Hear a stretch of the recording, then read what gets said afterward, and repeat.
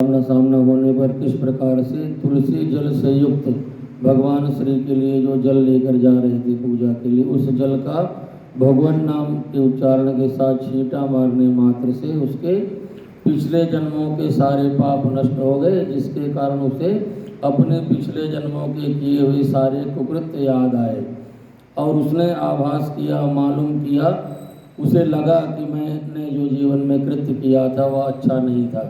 सबसे बड़ी भगवान की कृपा होती है जब व्यक्ति को आभास हो जाए कि मैं ठीक हूँ या गलत हूँ।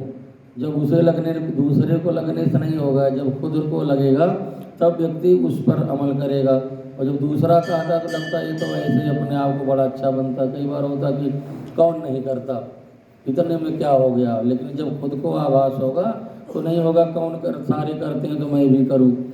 वह बार बार धन्यवाद करते हुए बोले और उनसे निवेदन करने लगी कि आपकी कृपा से जब इतना ज्ञान मुझे हो गया, यही ज्ञान मुझे पहले होता तो आज मैं इस योनि को न प्राप्त हुई होती। क्योंकि ये ज्ञान होता तो मैं अपने पति के साथ दुर्व्यवहार न करती। धर्मदत्त जी कहते हैं कार्तिक मास में तीर्थ व्रत नियम आदि करने से समस्त पाप दूर हो जाते हैं। अब वो सोचने लगे कि इस दुखियारी के दुख को कैसे दूर किया जाए। कुछ समझ में नहीं आया तो उन्होंने सोचा कि कार्तिक मास का व्रत करने से बहुत पुण्य की प्राप्ति होती है। कह रहे हैं कि सारे पाप दूर हो जाते, परंतु क्या बताऊं, ये तो प्रेत योनि में है। मनुष्य शरीर के बिना तो ये न व्रत कर सकती है, न दीपदान कर सकती है, न दान कर सकती है, न ही सेवा कर सकती। क्योंकि व्रत के बहुत सारे अंग हैं ना, जो पैसे नहीं खर्च सकता वो सेवा कर सकता है, दर्शन कर सकता है, कथा सुन सकता है। कोई जो आ रहा है वो सामग्री लेकर आ रहा है, उसकी सामग्री पहुंचाने में ही सहयोग कर दे। तो कोई आवश्यक नहीं है कि एक अमीर व्यक्ति ही भगवान की कृपा पाए। मतलब बहुत इसीलिए भगवान ने सबका ध्यान रखा है और हर तरह के कार्य बताए धर्म के। तो कार्य पर समस्या यह है कि प्रेत योनि में रहने के कारण उन पर तेरा अधिकार नहीं था, तू व्रत नहीं कर सकती। तेरे इस कष्ट को देखकर धर्मदत्त जी का मेरा मन बड़ा दुखी है। यहाँ का नहीं, भगवान से कोई पूछे संत किसी का आदत करे, संत हृदय नवनीत समाना, जिसका हृदय मक्खन की तरह कोमल है वही संत है। ऐसा कई बार लगता है कोई संत कैसे कौन होता का, तो वो पीले पीले से कपड़े पहने हों, लाल पहने हों, बड़ी बड़ी जटाएं हो या मुंडन किए हो तो हैं, बाल वगैरह नहीं रखते, योगी बाबा जी के जैसे रहते हैं। तो यहाँ करें नहीं, वास्तविक संत परिवेश से नहीं होता, वास्तविक संत व्यक्ति अपने आचरण से होता है। यहाँ का नहीं, इस संकट को देखकर मेरा मन बड़ा दुखी है। उनका दुखी क्योंकि वे संत प्रकृति के हैं।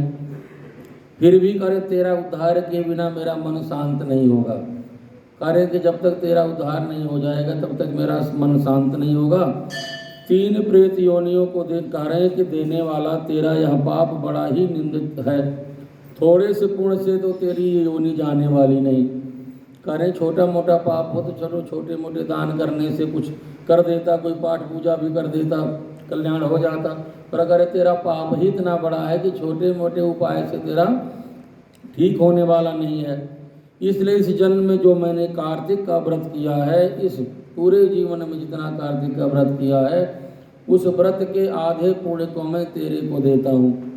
कितने दयालु, रुपया पैसा व्यक्ति दे देगा, चीज सामान दे देगा, कहे जो व्रत किया मुझे दे दो, बहुत प्यार करते हो आप मुझे। और यार ये भी कोई बात होती है, बड़ी कहाँ मेरे से होता ही है, बड़ी मुश्किल से थोड़ा बहुत होता है। तो वे गिनती में भले गिन लो कि मैंने इतने व्रत किए, पर व्रत भी पूर्ण रूपेण हुए नहीं होंगे। क्योंकि जैसे अब कहते हैं फलाहार करना चाहिए, तो कितने लोग हैं जो फलाहार पर रहते हैं, बोलते फलाहार हैं पर खाते पीते बढ़िया से ही हैं। तो जब ठंडे दिमाग से सोचेंगे तो कहेंगे अगर 100 एकादशी किया होगा तो 50 भी नहीं हुई होगी। जब ढंग से देखेंगे ना कि हमने उन नियमों का पालन नहीं किया जिस नियम से एकादशी का व्रत करना चाहिए था, तब कहेगा इसमें क्या तेरे लिए दे दूं, क्या मेरे लिए बचेगा। लेकिन उन्होंने कुछ भी नहीं कहा था, नहीं अब मेरे सामने आ ही गई है तो ये प्रभु की ही लीला है, नहीं तो और किसी के सामने आ सकती थी। ऐसा विचार करके दया किया और अपने जीवन के किए हुए कार्तिक व्रत के समस्त पुण्य से आधा पुण्य उसको दिया। और कह रहे हैं कि नारद जी कह रहे यह कहकर धर्मदत्त जी ने द्वादशाक्षर मंत्र को सुनाकर तुलसी युक्त जल उसके ऊपर छिड़का। वो जो संकल्प करते ना कि मैंने अपने जीवन में जितने भी कार्तिक व्रत किए उसके आधे पुण्य को इस कलह नाम की राक्षसी को समर्पित करता हूँ, ऐसा धर्मदत्त जी ने कहा और जल का छींटा हाथ में लिया था जो संकल्प करने के लिए, उस जल को उसके ऊपर दे दिया। इस और द्वादशाक्षर मंत्र भी सुनाया। द्वादशाक्षर मंत्र है ओम नमो भगवते वासुदेवाय। तो वह प्रेत योनि से तत्काल छूट गई। ये महिमा है कार्तिक व्रत की। उसने कुछ किया नहीं, इसीलिए इसमें आता है कि सूखा पाप और गीला पाप, कहते कुछ पुण्य या ऐसे ही सूखा पुण्य और पाप भी, यानी कुछ ऐसे कार्य होते जो बिना किए ही मिल जाते हैं और बिना किए ही बिना दिए जाते हैं।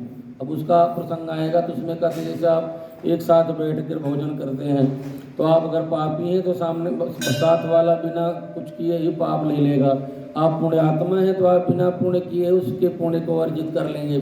इसलिए कहा गया कि एक आसन पर बैठना हो तो कैसे व्यक्ति के साथ बैठना चाहिए, साथ में भोजन करना हो तो कैसे व्यक्ति के साथ वार्तालाप भी करनी हो तो जानबूझकर मित्रता करनी हो तब भी, नहीं तो व्यक्ति ठीक रखता। ऐसे गले भी मिलना है तो साथ कहता किससे मिलना है, जिसको आप बहुत जानते हो और आपकी ही विचारधारा से संयुक्त हो। अब एक व्यक्ति यहाँ से नहा धो करके घर से आया, पूजा पाठ किया, और एक व्यक्ति ऐसे ही अभी बाथरूम से निकल रहा है, गले लगा रहा है।